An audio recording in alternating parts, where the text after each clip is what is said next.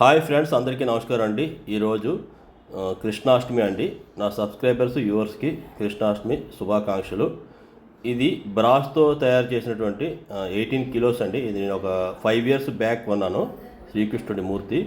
దీని హైట్ అయితే 19 అంగుళాలు అండి. అంటే ఆల్మోస్ట్ 2 ఫీట్స్కి ఒక 4 ఇంచెస్ తక్కువ అనమాట. దీని వెయిట్ 17 కేజీస్.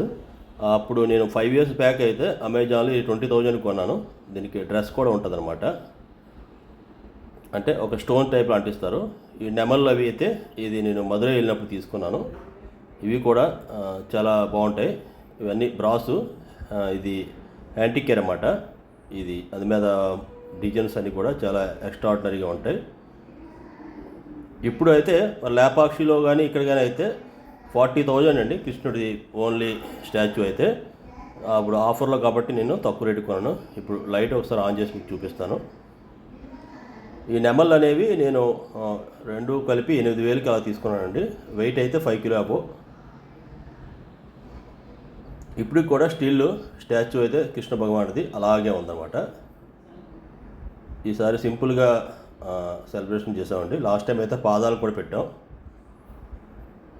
మీరు మీ ఇంట్లో ఎలా సెలబ్రేట్ చేశారనేది ప్లీజ్ కింద కామెంట్ పెట్టండి.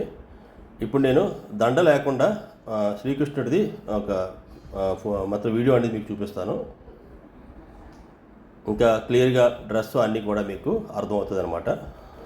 ఇప్పుడు చూడొచ్చు కృష్ణుడిది ఓన్లీ పాదాల దగ్గర మాటిగే ఒక దండ వేసి వితౌట్ దాంట్లో డ్రెస్ ఎలా ఉంటుందని మీకు చూపిస్తాను.